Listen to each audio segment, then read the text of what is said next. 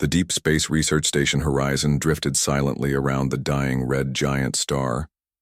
Its metal hull gleamed against the dark void of space while inside the laboratories hummed with quiet activity. Dr. Mina stood before the observation window, watching the massive star pulse with its final breaths. She had been studying alien life forms for 12 years, but nothing had prepared her for what waited in the cargo bay. 3 days ago, the automated collection drones had found something extraordinary, floating in the debris field of a destroyed ship. 17 crystalline structures, each the size of a human head, drifted alone in the cold vacuum of space. The structures were unlike anything in the galactic database. They pulsed with soft blue and green lights that seemed to follow no pattern. The computers could understand. Mina walked through the sterile corridors of the station toward the xenobiology lab. Her footsteps echoed softly against the metal floors. The station housed only 30 researchers and support staff, making it feel empty most of the time, but today felt different. Today the emptiness carried anticipation. She entered the main laboratory where her team waited. Day looked up from his communication equipment. The young man had joined her team only 6 months ago, but already proved invaluable at analyzing alien signals. His dark hair fell across his forehead as he concentrated on the readings. Next to him, Yuna carefully adjusted the environmental controls around the 17 structures. The geneticist had requested transfer to this remote station, specifically to work with Mina. Her gentle hands moved with practiced precision as she monitored the life signs coming from within the crystalline shells.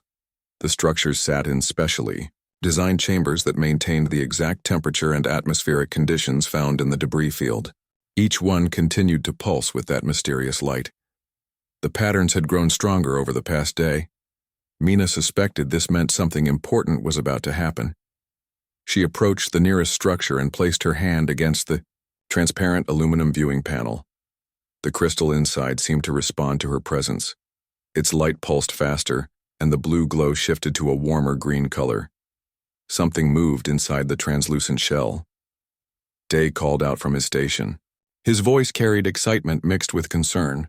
The communication arrays are picking up new signals from the structures. They are not random. There is definitely a pattern here, but it is unlike anything we have seen before. Yuna joined them at the observation panel. Her scanner showed rapid changes in the biological readings. The life forms inside are becoming more active. Heart rates are increasing. Neural activity is spiking. I think they are getting ready to emerge. Mina felt her own heart rate increase. After years of studying fossilized remains and long-dead alien artifacts, they might witness the birth of living beings from an unknown species. The responsibility felt overwhelming. These could be the last survivors of their entire race. The largest structure suddenly cracked. A thin line appeared down one side, releasing a small amount of luminous fluid. The crack spread slowly as something pushed against the shell from inside. Mina held her breath. More cracks appeared on other structures. The laboratory filled with a soft humming sound that seemed to come from the crystals themselves. The sound was beautiful, almost musical. It reminded Mina of wind chimes on a gentle breeze. The first shell split completely open. A small creature tumbled out into the soft padding Yuna had prepared. It was unlike anything Mina had ever seen. The being was no larger than a house cat, but moved with fluid grace. Its body seemed to be made of living glass. Translucent skin showed delicate internal structures that glowed with the same soft light as the shells. The creature had 4 limbs, each ending in delicate manipulator appendages. Its head was elongated with large multifaceted eyes that reflected the laboratory lights like jewels. Most striking were the wing-like membranes that extended from its back. They were thin as tissue paper but seemed to shimmer with their own inner light. More shells cracked open. Soon, 17 small beings moved carefully around the chamber. They made soft musical sounds as they communicated with each other. The sounds were hauntingly beautiful, like a choir of crystal bells. Mina watched in wonder as the creatures began to explore their new environment. They moved with curiosity rather than fear. One approached the viewing panel where she stood. Its large eyes seemed to look directly at her. When she moved her hand, the creature followed the motion with obvious interest. Yuna checked her readings. Again. They appear to be healthy but very young. Based on their bone density and neural development, I would estimate they are equivalent to human infants. They will need constant care to survive. The creature at the viewing panel made a soft trilling sound. To Mina, it sounded almost like a question. Without thinking, she began to hum a simple melody her grandmother had sung to her as a child. The creature tilted its head and made a responding sound that harmonized perfectly with her humming. The other creatures stopped their exploration and turned toward the sound. Soon, all 17 were making soft musical noises that blended with Mina's humming. The laboratory filled with an otherworldly lullaby that seemed to resonate in her bones. Day stared at his equipment in amazement. They are communicating through harmonic frequencies. The mathematical relationships in their sounds are incredibly complex. This suggests high intelligence despite their apparent youth. Mina continued humming as she watched the creatures settle down in a group near the viewing panel. They seemed calmed by the music. Their lights pulsed in sync with the melody, creating a gentle rhythm of color across their translucent bodies. These were not just alien specimens. These were children. Orphaned children of a species that might no longer exist anywhere else in the galaxy. They had imprinted on the first caring voices they heard. They were looking to her team for protection and guidance. The weight of responsibility settled on Mina's shoulders, but she felt no fear. Only determination. These little ones would not face the universe alone. She would make sure of that. 2 weeks had passed since the hatching, and the research station had transformed into something completely unexpected. The cold, sterile laboratory now looked more like a nursery than a scientific facility. Soft padding covered the metal floors and warm lights replaced the harsh fluorescent panels. The 17 little beings had claimed every corner of the space as their home. Dr. Mina watched as the creatures she now called the Villani played together in the morning light. They had grown remarkably fast in just 14 days. Each one was now the size of a small dog, and their translucent bodies had developed more complex patterns of light. They moved with increasing grace, and their wing membranes had strengthened enough to allow short gliding flights across the room. Jin, the station engineer, knelt in the far corner installing another heating element. The stocky man had spent the past week modifying the entire laboratory to meet the needs of their unusual guests. His tool belt clinked softly as he worked, and the Villani gathered around him to watch with obvious curiosity. The creatures seemed to like watching us work, Jin said as he tightened a connection. They learn by observing everything we do. Yesterday I caught 3 of them trying to copy my welding motions with their manipulator appendages. Mina smiled as she watched the scene. The Villani had proven to be incredibly intelligent and endlessly curious about their human caretakers. They followed the team members around the station and tried to participate in every activity. Their musical communication had become more complex each day. Yuna entered, carrying a tray of nutrient solution. The geneticist had worked tirelessly to develop the proper food for the growing creatures.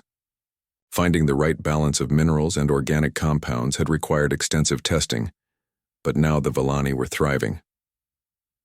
Their growth rate is amazing, Yuna said as she set down feeding bowls throughout the room. Based on their cellular development, they should reach full maturity within 6 months. Their neural complexity is increasing exponentially. One of the Villani approached Yuna and made a series of soft musical tones. The creature's large, multifaceted eyes looked up at her expectantly. Yuna responded by humming a simple tune she had learned from Mina. The Villani immediately harmonized with her, creating a beautiful duet. Day looked up from his linguistic analysis station, where multiple screens showed complex wave patterns and mathematical equations. Over the past 2 weeks, he had made remarkable progress in understanding the Villani communication system. I am beginning to map their language structure, Dai announced with excitement in his voice. They do not just communicate through musical tones. They layer multiple frequencies to create incredibly detailed messages. Each individual has their own unique harmonic signature. 3 Villani had gathered around Day's workstation, drawn by the sound patterns playing through his speakers. They watched the visual representations of their own voices on his screens with obvious fascination. One reached out with a delicate appendage and touched the screen where its voice pattern was displayed. They understand that these patterns represent their communications, Day said in wonder. They recognize their own voices in visual form. This level of abstract thinking is remarkable for being so young. Bach, the station's senior linguist, entered the laboratory carrying data tablets and looking pleased with his recent discoveries. The elderly man had been working around the clock to decode the mathematical relationships in the Villani communications. "I have made a breakthrough," Bach announced as he set his tablets on a work surface. Their musical language contains embedded mathematical formulas. They are not just talking to each other. They are sharing complex scientific and philosophical concepts through harmonic equations. The implications were staggering. These young creatures were already demonstrating intelligence that surpassed most adult species in the galaxy. Their musical communications were actually advanced mathematical discussions disguised as simple songs. Mina felt a chill run down her spine. If word of this discovery reached certain parties in the galactic community, the Villani would be seen as valuable resources rather than innocent children in need of protection. As if sensing her concern, several Villani approached Mina and began making gentle, reassuring sounds. Their lights pulsed in warm golden colors that she had learned indicated contentment and affection. They had become incredibly sensitive to human emotions and always tried to provide comfort when their caretakers seemed troubled. She knelt down and let them cluster around her. Their warm, translucent bodies felt like living glass against her hands. One rested its head against her shoulder, while others pressed close to her sides. The gesture was so unmistakably affectionate that tears came to her eyes. The comm system suddenly activated with an incoming priority message. Captain Nari's voice filled the laboratory. "Dr. Mina, please report to the communications center immediately. We have received an urgent transmission from the Galactic Council." Mina felt her stomach drop. She had been dreading this moment since the first day. Word of their discovery had somehow reached the Council despite their attempts to maintain secrecy. The Villani, sensing her distress, made worried musical sounds, and their lights shifted to concerned blue tones. She gently extracted herself from the group and headed for the door. "I will be back soon," she promised them, though she feared what news awaited her. The communications center felt cold after the warmth of the nursery. Captain Nari, a stern woman with graying hair, stood before the main viewing screen where the official seal of the Galactic Council was displayed. "They want the creatures transferred to Research Station Omega within 72 hours, Nari said without preamble. "Full custody will be transferred to the Department of Xenological Studies. The order is not optional." Mina felt the blood drain from her face. Research Station Omega was notorious for its cold clinical approach to alien studies. The Villani would be treated as specimens rather than living beings. They would be separated from each other and subjected to invasive testing that could traumatize or even kill them. "We cannot let them take the children," Mina said firmly. "The Villani have bonded with us. Separating them from their caretakers could cause psychological damage or death." Captain Nari nodded grimly. "I agree, but we are a small research station with no political influence. The Council's decision is final unless we can provide compelling reasons for delay." Mina thought quickly. She needed time to find another solution. The safety of 17 innocent lives depended on her next words. "Give me 48 hours to prepare a comprehensive report on their emotional and psychological needs. I will document why separation from their bonded caretakers would be harmful to their development." It was a desperate gambit, but Captain Nari agreed. 2 days to find a way to protect the children she had come to love as her own. 2 days to prevent them from becoming prisoners in a sterile laboratory where their songs would echo unheard against cold metal walls. In the nursery, the Villani continued their musical conversations, unaware that their future hung in the balance. Their innocent harmonies drifted through the corridors like prayers waiting for an answer that might never come.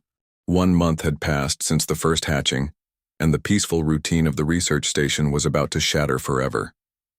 The Villani had grown into graceful beings nearly the size of adult humans. Their translucent bodies now displayed intricate patterns of light that shifted with their emotions and thoughts. They moved through the station like living artwork, painting trails of gentle luminescence wherever they went. Mina stood in the observatory, watching the 17 creatures practice. They're flying in the large cargo bay that Jin had converted into an exercise area. Their wing membranes had fully developed, allowing them to soar through the artificial atmosphere with breathtaking elegance. Each flight created streams of colored light as their bodies responded to the joy of movement. The harmony of their voices had evolved into something beyond beautiful. When all 17 sang together, the station itself seemed to resonate with their music. The metal walls carried their songs through every corridor, turning the entire facility into a massive musical instrument. But today, their songs carried undertones of worry and fear.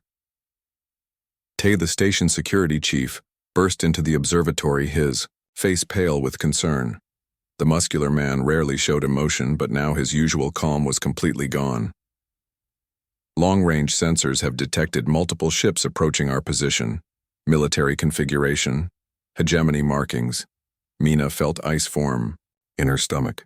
The hegemony was a brutal military alliance that controlled several sectors of space. They were known for their aggressive expansion policies and their treatment of other species as either resources to exploit or threats to eliminate. News of the Villani must have reached them somehow. How long before they arrive? Mina asked, though she already feared the answer. 18 hours at current speed. Tay replied grimly. We count at least 12 battle cruisers and support vessels. This is a full invasion fleet, not a diplomatic mission. In the cargo bay below, the Villani had stopped their flying practice. Their empathic abilities allowed them to sense the growing tension among their human caretakers. Their lights shifted from the bright colors of play to the deep purples and blues that indicated distress and fear. One of them, a graceful being, Mina, had named Arya, approached the observation window. Her large, multifaceted eyes seemed to look directly into Mina's soul.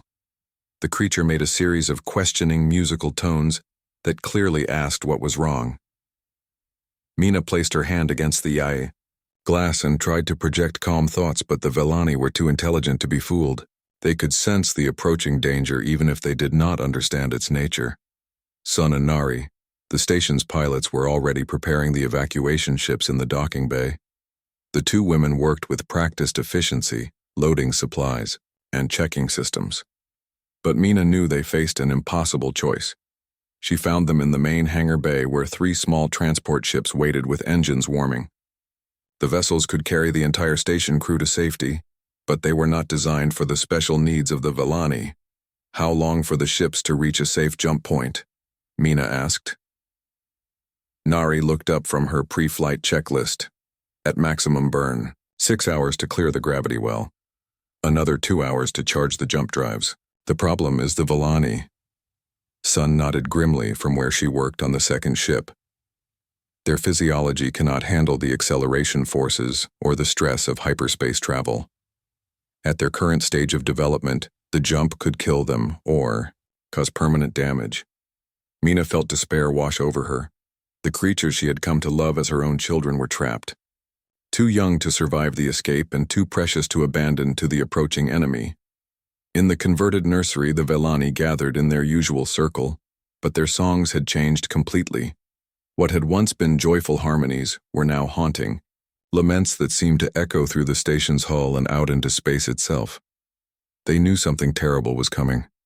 Day monitored communications from the approaching fleet. His equipment was not military grade but powerful enough to intercept some of their transmissions. What he heard chilled him to the bone. They are calling the Villani biological assets, Day reported with disgust in his voice. The fleet commander is already making plans for specimen collection and transportation. They see them as things to be harvested, not living beings. Yuna had been running calculations on her medical scanners, hoping to find some way to make the evacuation possible. Her results were devastating. Even if we could sedate them for the journey, the shock to their systems would likely prove fatal. They need at least 3 more months of development before they can survive hyperspace travel. The cruel irony was not lost on anyone. The very youth that made the Villani so innocent and trusting also made them impossible to save through conventional escape methods. Jin entered the nursery carrying additional heating elements and power cells. If we are staying, then we need to move them to the most protected area of the station.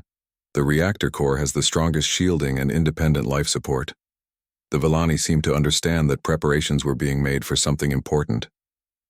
They helped carry equipment with their delicate manipulator appendages and even attempted to assist with technical tasks far beyond their understanding.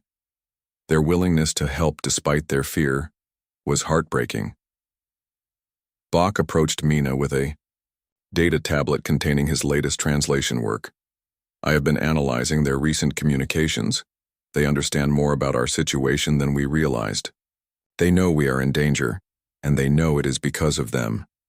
On the tablet were mathematical formulas and harmonic patterns that roughly translated to expressions of gratitude mixed with profound sadness. The Villani were apologizing for bringing danger to their human family. Captain Nari called an emergency meeting in the command center.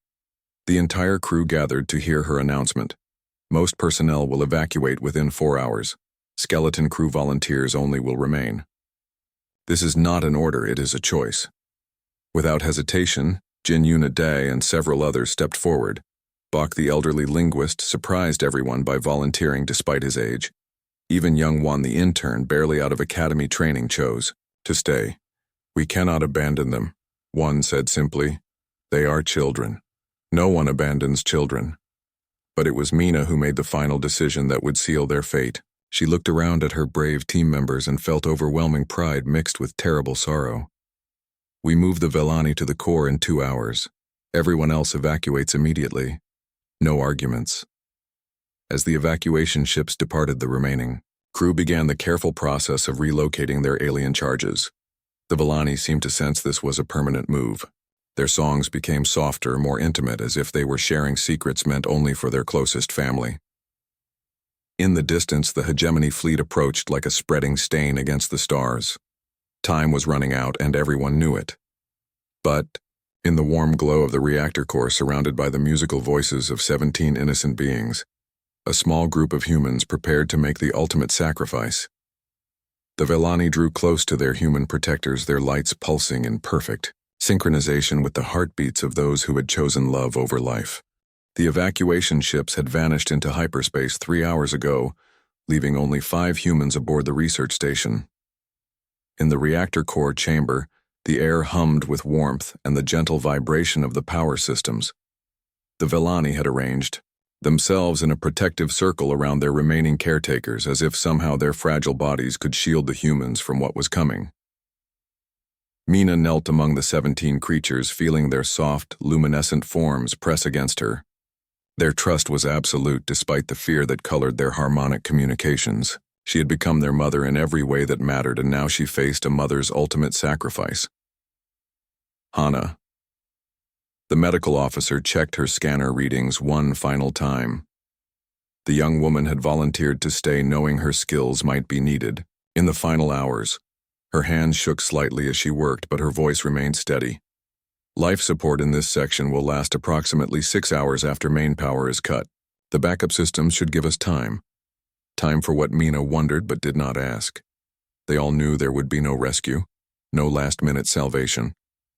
The hegemony fleet had sent a final ultimatum demanding immediate surrender of all biological assets. When Mina refused, their response had been predictably brutal. One, the intern, sat cross-legged beside the largest Villani, stroking the creature's translucent wing membrane with gentle fingers. His youthful face showed no regret for his decision to stay. The being he comforted made soft musical tones of gratitude that seemed to glow brighter with each note. "I am not sorry," one said quietly. "My parents always taught me that some things are more important than staying alive. These children needed us, and we did not fail them." Through the reinforced viewing ports, they could see the hegemony ships taking positions around the station. The massive vessels bristled with weapons and scanning equipment. Their sleek, black hulls reflected no light, making them appear like holes torn in the fabric of space itself. Tay monitored the final communications from his security station. The enemy commander had grown impatient with their resistance. Sensors show they are charging main weapons. All attempts at negotiation have ended. Jin finished his last modifications to the reactor systems. If they want to take this station intact, they will have to work for it. The stocky engineer had spent his final hours ensuring that any attempt to board would be met with system failures and power losses. His love for the Vellani had transformed from gentle care to fierce protection. The creatures themselves seemed to understand the gravity of their situation better than anyone expected. Their mathematical communications had become increasingly complex over the past day. Bach had managed to translate fragments that spoke of gratitude, sacrifice, and something that resembled prayers or blessings.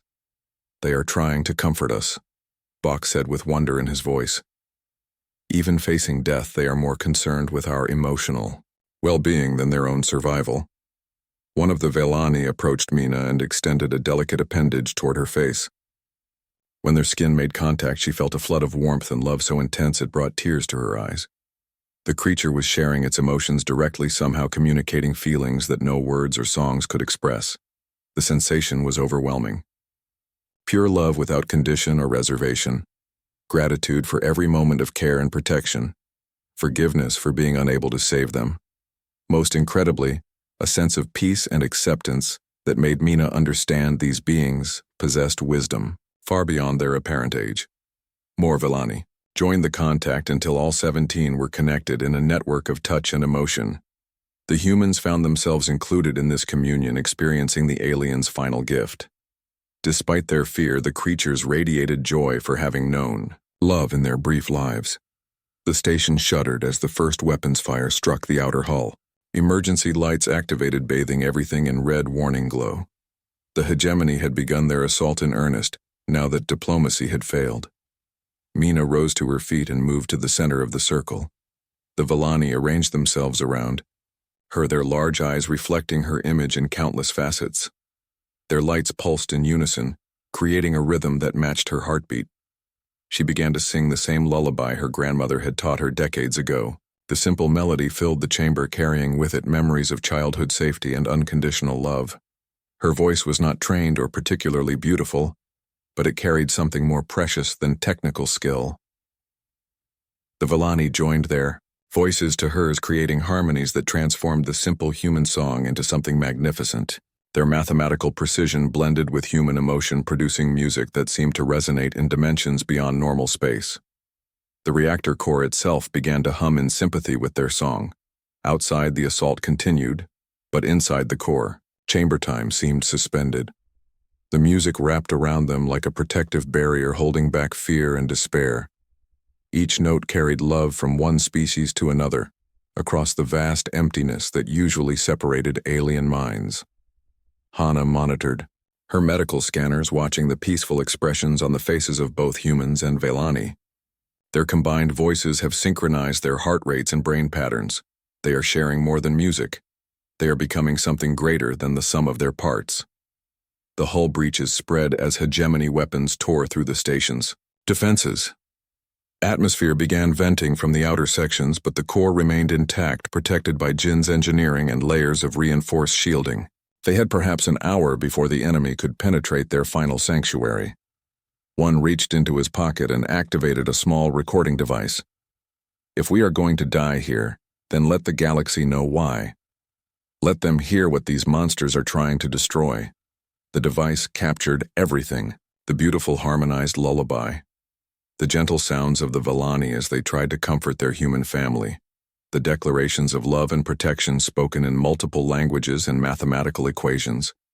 Most importantly, it recorded the choice these beings had made to face death together, rather than allow innocence to suffer alone.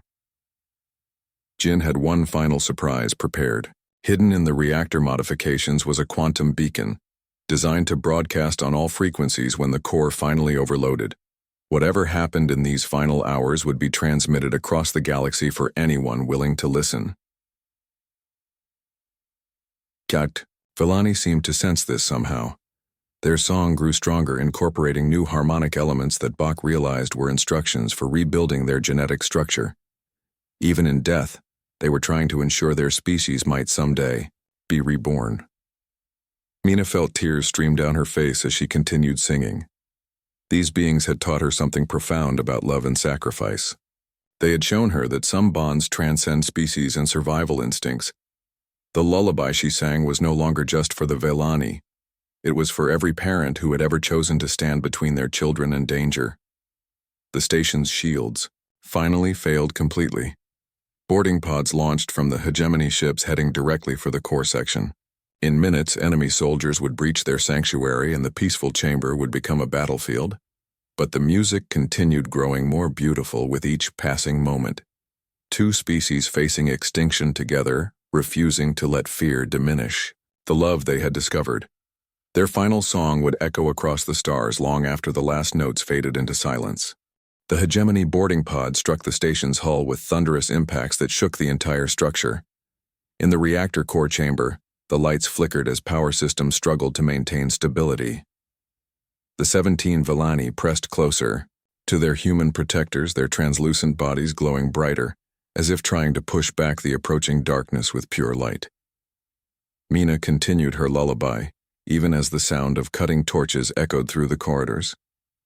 The enemy soldiers were burning through the reinforced barriers Jin had erected, but their progress was slow. The engineers' modifications were buying precious time for the final moments together. Commander Vex of the hegemony fleet had grown tired of the resistance. His voice crackled through the damaged communication systems, demanding immediate surrender of the biological assets. The cold military terminology made Mina's blood boil. He saw the Villani as cargo, not as the beautiful, innocent beings they truly were. Hana monitored her medical scanners, watching the stress levels of both humans and aliens. Despite the approaching danger, the Villani showed remarkable calm. Their empathic abilities allowed them to feel the love and protection radiating from their human family. This comfort seemed more important to them than their own survival. The young medical officer wiped tears from her eyes as she spoke. Their neural patterns show complete trust. They are not afraid because they believe we will keep them safe. They do not understand that we are all going to die together. One held the recording device steady as the song continued. The intern had made peace with his choice and felt only pride in being chosen for this final duty. Future generations would hear this moment and understand what real love looked like when tested by ultimate sacrifice. Jin worked frantically at his engineering controls, preparing the final surprise he had built into the reactor systems. When the hegemony soldiers finally broke through, they would find a station primed for total destruction. No one would claim the Villani as prizes or specimens. They would remain free even in death. The cutting sounds grew louder as enemy forces breached the outer defenses. Tay estimated perhaps 10 minutes before they reached the core chamber. The security chief had disabled all internal sensors to prevent the attackers from learning the layout, but this also meant the defenders had no way to track enemy progress. The Villani seemed to sense the approaching climax. Their harmonized voices grew more complex, weaving mathematical formulas that Bach recognized as their species' complete genetic blueprint. They were encoding their entire evolutionary history into the song, ensuring their legacy would survive even if their bodies perished. Mina felt the weight of 17 trusting souls surrounding her. These beings had never known cruelty or hatred. Their short lives had been filled with wonder, discovery, and love. Now they faced extinction with dignity and grace that shamed the violence of their attackers. The lullaby transformed as more voices joined in. Each Villani added their own unique harmonic signature, creating a musical tapestry of incredible beauty and complexity. The song told the story of their species from ancient origins through their tragic destruction to this final moment of love and sacrifice. Bach translated fragments of their musical communication as it evolved. They are composing a memorial song, not just for themselves, but for their entire civilization. Every note contains memories of their homeworld, their culture, their dreams for the future. The reactor core began to resonate in sympathy with the alien voices. Jin's modifications had turned the entire power system into a massive amplifier. The song would be broadcast across subspace frequencies, reaching every listening post and communication relay in this sector of the galaxy. Commander Vex detected the energy fluctuations and realized his prey was preparing some form of resistance. He ordered his boarding teams to accelerate their breach operations. The biological assets were too valuable to lose to desperate sabotage attempts. But the hegemony commander did not understand what he was truly fighting. This was not desperate sabotage, but something far more powerful. This was love made manifest, in music that could touch hearts across species and distance. The first breach charge exploded in the corridor outside the core chamber. Emergency blast doors sealed automatically, but they would only delay the inevitable for minutes. The enemy, soldiers were almost upon them. Mina gathered the 17 Villani closer, drawing them into a protective embrace. Their wing membranes wrapped around her arms like living silk while their lights pulsed in perfect rhythm with her heartbeat. They were no longer separate beings, but part of a greater whole unified by love and mutual sacrifice. One captured every moment on his recording device as the song reached its crescendo. The harmony between human voice and alien mathematics created something that transcended both species. This was communication at its purest level. Soul speaking directly to soul across the void that usually separated different forms of life. Hana administered mild sedatives to help the youngest Villani remain calm, but most of the creatures seemed beyond the reach of fear. Their empathic connection to their human family provided all the comfort they needed. They faced death as they had lived surrounded by love. Jin activated the final sequence that would overload the reactor when the enemy soldiers entered the chamber. The explosion would be instantaneous, ensuring no suffering for the innocents they protected. It would also send their last song across the galaxy on quantum frequencies that could not be blocked or destroyed. The blast doors buckled under repeated explosions as hegemony troops used shaped charges to force entry. The sound of boots and weapons echoed in the corridors as dozens of soldiers prepared to storm the final refuge. But inside the core chamber, time seemed suspended in an eternal moment of perfect peace. The combined voices of human and alien created a bubble of serenity that held back chaos and violence. Love had become their armor against a hostile universe. The Villani began to glow more brightly as their song reached frequencies beyond normal hearing. Their bodies became sources of pure light that bathed everything in warm radiance. They were transforming themselves into living music that would echo long after their physical forms were gone. Mina felt her own voice blend completely with the alien harmonies until she could no longer distinguish her melody from theirs. They had become one choir singing one song of love and defiance against the darkness. Every note was a declaration that some things mattered more than survival. The final blast door failed with a tremendous crash. Armed soldiers in combat armor poured into the chamber, weapons raised and ready to fire. But they stopped in amazement at the scene before them. 5 humans sat peacefully surrounded by 17 beings of living light. The song that filled the chamber was so beautiful, it made hardened warriors weep behind their helmets. For a moment, even trained killers hesitated before such perfect innocence. Commander Vex himself entered the chamber, demanding immediate surrender of the biological assets. But his words were lost in the crescendo of the final song. Jin's hand moved to the reactor overload control as the Villani sang their last notes of love and forgiveness. The explosion would come in seconds, but the song was already traveling faster than light across the galaxy. Their sacrifice would not be forgotten.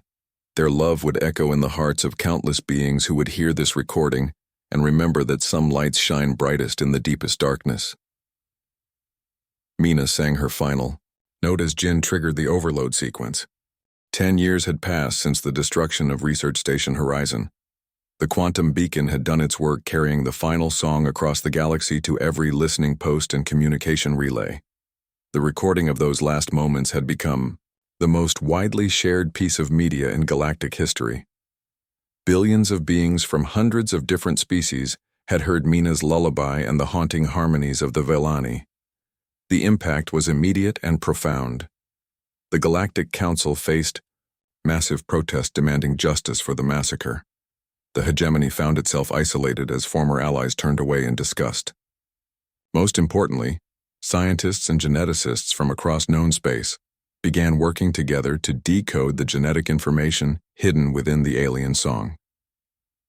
Dr. Kai stood in the main laboratory of the new Sanctuary Research Station, watching 17 young Villani play in the warm, artificial sunlight. He had been part of Mina's original team, one of those who escaped on the evacuation ships. For 10 years, he had carried the guilt of surviving while others chose to stay and die. The recreation of the Villani species had taken 7 years of painstaking work. Teams of scientists from dozens of worlds collaborated to decode the mathematical genetic blueprints hidden in their final song. Every note had contained essential information about their cellular structure development patterns and neural complexity. The first successful hatching had occurred 3 years ago in a specially designed facility on the peaceful world of Haven Prime. The entire galaxy watched as 17 crystalline shells cracked open to release new life into the universe. The moment was broadcast live to every inhabited system as a celebration of hope triumphing over hatred. These new Vellani were different from their predecessors. They carried genetic memories of the sacrifice that had given them life. Their first sounds were not random cries but harmonized versions of Mina's lullaby passed down through their DNA like an inherited song of love and gratitude. Young Juan, now Dr. Juan, approached the viewing area where Kai stood watching their charges. The former intern had become one of the leading experts on Vellani development and communication. His experience during those final hours at Station Horizon had shaped his entire career. "They are asking about the memorial service again," one reported as he joined Kai at the observation window. "The eldest one specifically wants to know if they can perform the remembrance song at the ceremony next week." The annual memorial service honored all those who died protecting the first generation of Vellani. Dr. Mina Jinhana Tai Bok and the others had become legendary figures whose sacrifice inspired beings across the galaxy. Their names were spoken with reverence on thousands of worlds. Kai nodded his approval. Their ancestors died so that future generations could live free. It is fitting that they should lead the remembrance ceremony. The 17 young Vellani had grown into magnificent beings over their 3 years of life. Their translucent bodies displayed complex patterns of light that shifted with their emotions and thoughts. They moved with grace that seemed to defy gravity, their wing membranes catching and reflecting the artificial sunlight in brilliant displays of color. But most remarkable was their intelligence and emotional maturity. These beings seemed to carry the wisdom of their extinct predecessors along with genetic memories of both the love they had received and the sacrifice that saved their species. They spoke of their human protectors as if they had known them personally, referring to Mina as the song mother who sang them into existence. Dr. Yuna entered the laboratory carrying data tablets filled with her latest research findings. The geneticist had also survived the evacuation and spent the past decade working to understand every aspect of Vellani biology. Her work had been crucial in the species recreation project. "The neural development patterns are fascinating," Yuna announced as she joined her colleagues at the observation window. "They mature much faster than the original generation, but retain all the emotional sensitivity and empathic abilities. They seem designed for harmony and cooperation." In the play area below, the young Vellani had gathered in their customary circle. Their musical communications filled the chamber with harmonies that reminded everyone of that final song broadcast from Station Horizon. They were composing something new, but it contained echoes of the ancient melodies that had saved their species.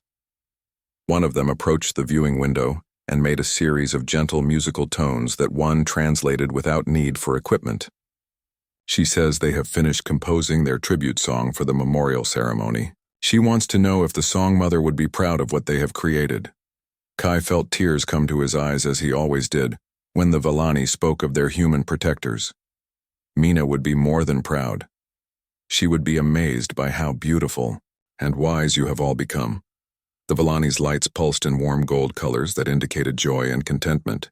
They had never known the fear and desperation that marked their predecessors' final days. These beings grew up surrounded by love and protection from hundreds of species who considered them living symbols of hope and sacrifice. Captain Day now. Admiral Day entered the laboratory wearing the dress uniform of the new Galactic Protection Fleet. The organization had been formed specifically to prevent tragedies like the Station Horizon massacre. Every member wore a small musical note insignia representing the final song that had changed galactic civilization.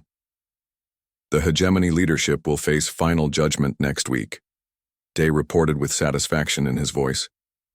"Commander Vex and his officers have been convicted of genocide and crimes against sentient beings. They will spend their remaining lives in rehabilitation centers learning the value of life they tried to destroy. The trial had been a galactic sensation lasting 2 years and featuring testimony from hundreds of witnesses.